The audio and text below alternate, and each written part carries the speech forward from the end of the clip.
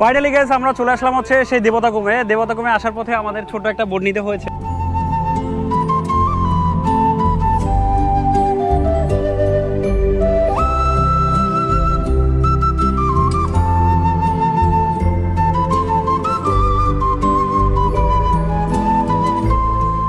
Finally আমরা চলে আসলাম হচ্ছে রোয়াঞ্চড়ি, যেটা হচ্ছে সেই দেবতাকুম যাওয়ার রাস্তায়। আমরা এখন বান্দরবন শহর থেকে ঢুকেছি, আর মোটামুটি সেই একা রাস্তা, রোয়াঞ্চড়ির রাস্তাগুলো টুকটাক হচ্ছে জনমানবহীন একটা জায়গা। কথা যে দীর্ঘ অনেক টাইম ধরেই হচ্ছে জনমানবহীন পাহাড়ের মাঝখান দিয়ে চালাচ্ছি। আর যদিও এই রুটটা আমার জন্য ফার্স্ট টাইম, রোয়াঞ্চড়িতে আমার এর আগে আসা হয়নি আসলে। সাথে আছে আমাদের অনেকগুলো ভাই ব্রাদার, আমরা প্রায় 7টা গাড়ি এসেছি এই মুহূর্তে। তো চলুন আমরা আজকে কোথায় যাচ্ছি, কিভাবে ঘুরছি সেটা আপনার সাথে শেয়ার করি। এই রোয়াঞ্চড়ি থেকে আমরা এখন বর্তমানে সেই বাগমারা কচ্ছপতলি ফেলে চলে আসলাম দেবতাকুম। আমার সাথে দেখতে পাচ্ছেন যে অনেক ভাই ব্রাদার আছে।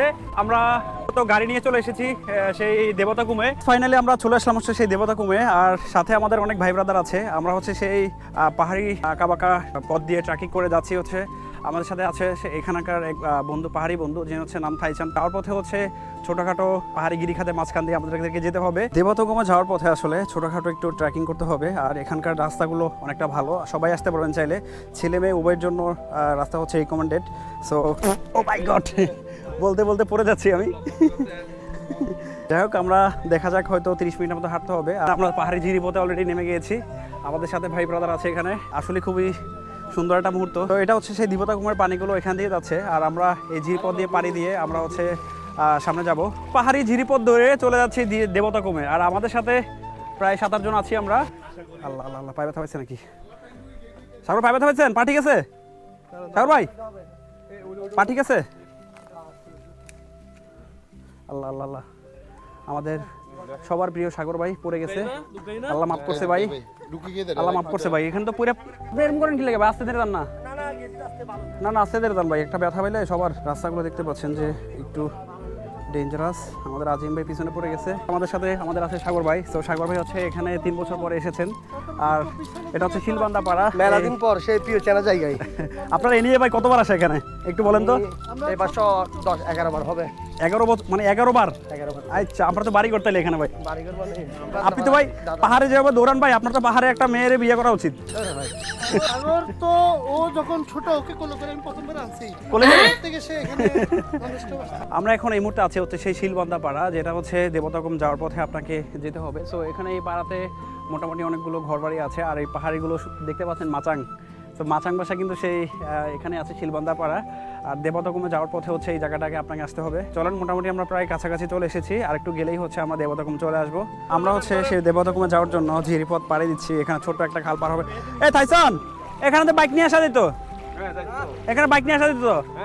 হালকা পানি আছে, আপনাকে বাইকের কথা চিন্তা করা যাবে না। ও মাই গড, এটা তো পুরো পাথর, নিচে পাথর, নিচে পাথর। ওই তো মানে শক্ত মাটিতে পাথর আর কি ভাই, একই তো জিনিস। তো আমরা হচ্ছে জিরিপথ ধরে চলে আসলাম সেই দেবতাকুমে। আর একটু পথই বাকি। সো আমাদের দিক থেকে আমাদের খুব কাছের এক ভাই আসিফ ভাই, যিনি হচ্ছে। কি অবস্থা ভাই, কেমন আছেন? চলে আসছি দেবতাকুম। আসিফ ভাই হচ্ছে আমার সাথে দীর্ঘ অনেকদিন পর ব্লগে, কারণ হচ্ছে সেই আমাদের 2023 সালের ব্লগে আমাদের সেই বাউফল প্রোটোকল অ্যাড হয়েছিল। আর সেকেন্ড টাইম হচ্ছে আমাদের সাথে দেবতাকুমে। তো ইনশাল্লাহ ভাই শীতে কি আরো ট্যুর হবে নাকি? ইনশাল্লাহ খেলা একদম খেলে দেব। দেবতাকুমে আসার জন্য ফার্স্ট অফ অল হচ্ছে আপনাকে এখানে টিকিট নিতে হবে। দেবতাকুমের আগে একটা চেকপোস্টের মতোই বলা যায়, সেখান থেকে আপনাকে টিকিট নিতে হবে, টিকিট সংগ্রহ করতে হবে। প্রতিটা টিকিটে 200 টাকা করে আপনাকে নিবে। এবং এখান থেকে আপনার যেটা পাবেন সেটা হচ্ছে দেবতাকুমে চলার জন্য যে বোট বলি বা নৌকা বলি, সেগুলো আপনি হচ্ছে এই টিকিটের প্যাকেজের মধ্যেই থাকবে। আস্তে আস্তে কিন্তু গহীনে যাচ্ছি। সো ভিউটা একটু দেখেন আমার পিছনে, এটা কিন্তু অলমোস্ট অন্ধকার। সো এখন দুপুর টাইমে 2 পাহাড়ের মাঝখান দিয়ে যখন আমরা যাচ্ছি, দেবতাকুমের সৌন্দর্যটা কিন্তু আসলে বেশি ভালো লাগছে। এদিক থেকে আমাদের আরো একটা নতুন ভাই অ্যাড হলো আমাদের সাথে। সো ফরহাদ ভাই, welcome to my blog. Farhad ভাই হচ্ছে আমাদের ভাই ব্রাদার। আমাদের সঙ্গে দিক থেকে আমাদের আজিম ভাই আছে, খুব চিল করতেছে ভাই। আসলে এই বয়সে এতটা চিল করে, ভাইয়ের থেকে শেখার আছে অনেক কিছু। প্লাস হচ্ছে সাথে আমাদের আরেকটা ভাই আছে। ভাইয়ের নামটা কি? ওকে ভাইয়া, ওয়েলকাম টু মাই ব্লগ। ইনশাল্লাহ আপনার সাথে ফার্স্ট টাইম। এদিক থেকে আমাদের মোটামুটি দেখতে পাচ্ছেন অলমোস্ট আমরা প্রায় চলে এসেছি। এখন ভাই ব্রাদার নিয়ে বোর্ডে উঠে যাচ্ছি। আর আমরা বোর্ডে করে চলে যাব হচ্ছে সেই দেবতাকুমের মেইন পয়েন্টে। বোটগুলো খুবই ছোট, একটু সাবধানের সাথে উঠতে হবে। আর নর্মালি রিকমেন্ডেড হচ্ছে যারা সাঁতার জানেন না তারা হচ্ছে সেফটি নিয়ে ওঠার ট্রাই করবেন। তো এখান থেকে বোর্ডে করে আমাদের অল্প একটু পথে আসতে হয়েছে, কারণ আসার জন্য রাস্তাগুলো খুব ভালো না, যার কারণে। তো সবাই যেহেতু চলে এসেছি, চলেন সামনে গিয়ে আপনার সাথে দেখা হচ্ছে। সাবধানে সাবধানে আসতে। মূলত দূরত্ব অনেক বেশি না, বাট আপনাকে হচ্ছে মোটামুটি প্রায় 5 মিনিটের দূরত্বই আসতে হবে, কারণ আসার জন্য আপনার হচ্ছে রাস্তা নেই। তো আমাদের ভাই ব্রাদার সবাই যদি চলে এসেছি, এখানে অনেক ভাই ব্রাদার অনেক দূর থেকে ঘুরতে এসেছেন। এখানে মোটামুটি যেহেতু পর্যটক প্লেস, এখানে দোকানও আছে বসার জন্য। আমরা হচ্ছে এখানে দিদির হাতের সে পেঁপে খাচ্ছি। দিদি, এগুলো কি আপনাদের গাছে চাষ করেন আপনারা পেঁপে? আচ্ছা, এই কয় টাকা দাম করছেন এটা? 70 টাকা আমার জন্য কোড নাম্বার দিবি, 10 টাকা ডিসকাউন্ট। এটা হচ্ছে পাহাড়ি ফল। আমরা হচ্ছে মোটামুটি সবগুলো টেস্ট করবো ইনশাল্লাহ।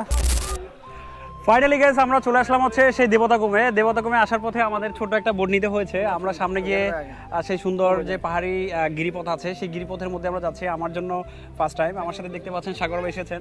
সাগর ভাইকে এ নিয়ে কিন্তু 11 বার। ভাই 11 বার এতবার কেন আসলেন? আসছি, সময় ছিল, শিলবান্ধা পাড়া। আচ্ছা, আপনার কি পছন্দের কোনো জায়গার মধ্যে এটা কি থাকবে? এটা থাক বলতে আপনি কচ্ছপতলি থেকে ট্রেকিং করে আপনি মনে করেন কচ্ছপতলি থেকে ট্রেকিং করে আসছেন? কচ্ছপতলি থেকে ট্রেকিং করে জুম করার জন্য হচ্ছে এই এরিয়াটা সেরা। সামনে আপনি 5 কিলো পর্যন্ত হেঁটে গেলে, সামনে আরো 5 কিলো যাওয়া যাবে। ওইখানে হেঁটে গেলে ট্রেকিং করে আপনার মনে করেন অনেকগুলো জুম করা আছে। পাহাড়িরা মনে করেন আগস্ট সেপ্টেম্বরে যখন জুম চাষ করে ওই সময়গুলোতে আর কি, বুঝেন নাই? এখানের স্থানীয়রা বিশেষ করে হয়তো তাদের কোনো এক সময় তাদের দেবতা এখানে বসবাস করতেন, এখানে থাকতেন, যার কারণে এই জায়গাটার দেবতাকুম নামেই পরিচিত। তো এটার পিছনে আরও অনেক ইতিহাস থাকতে পারে, যেটা আমার জানা নেই। যারা এই সম্পর্কে জানেন তারা আসলে বিষয়টা শেয়ার করবে। আমরা কোথায় খেলা হবে? গাইস, আমরা এখন দেবতাকুমে আছি, আর দেবতাকুমের সেই দেখতে পাচ্ছেন দিনের বেলা অন্ধকার। এখানের পাহাড়ি গিয়ে পথের উপর দিয়ে এত বেশি সুন্দর, আমরা ভাই সবাই বেশি এনজয় করছি। তো এখানে একটা রিস্ক থেকে যায়, যেটা হচ্ছে মোটামুটি যেহেতু বোট রেগুলার আসা যাওয়া।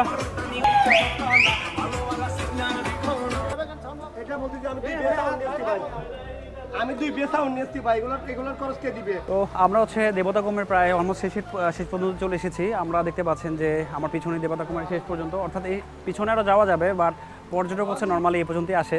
তো আমরা হচ্ছে এখান থেকে ব্যাক করবো, যেহেতু আজকে জুমার দিন, আমরা জুমা নামাজ পড়বো। তো দেখতে পাচ্ছেন যে এখানের স্পেশালিটি হচ্ছে এই জায়গাটার 2 পাহাড়ের মাঝখান থেকে যে গিরিখাত বা গিরি সেই ঝিরিপথ, যেটা হচ্ছে এই পাহাড়ের সৌন্দর্যটাকে বাড়িয়ে তুলেছে। যারা এখানে এসেছেন তারা কিন্তু অলমোস্ট জানেন যে এই মুহূর্তে এই সময় পানি এখানকার নীল থাকে। সো আমরা সেই নীল রশ্মিটাই পেয়েছি। আর আমার কাছে আরও একটা বিষয় আকর্ষণীয় লেগেছে যে আমরা দিনের বেলায় এসেও দিনের আলোকে মিস করতেছি। আর এখন কিন্তু বাইরে প্রচুর রৌদ্র, বাট এখানে রৌদ্র ছায়াটা কিন্তু খুব ভালোভাবে পড়ছে না, অর্থাৎ খুবই অন্ধকার। সো এখানে একটা বিষয় আপনাদেরকে দেখাবো, যেটা হচ্ছে আমার পিছনে রৌদ্রের সেই লাল রশ্মিটা কিন্তু দেখা যাচ্ছে, সোনালি রশ্মিটা দেখা যাচ্ছে। আর এটা হচ্ছে সেই দেবতাকুমের মানে শেষ পর্যন্তই বলা যায়।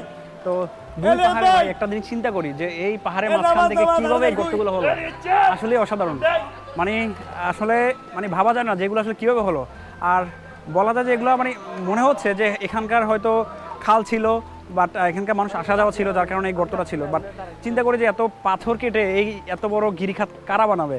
তো এটাই হচ্ছে এখানকার রহস্য। তো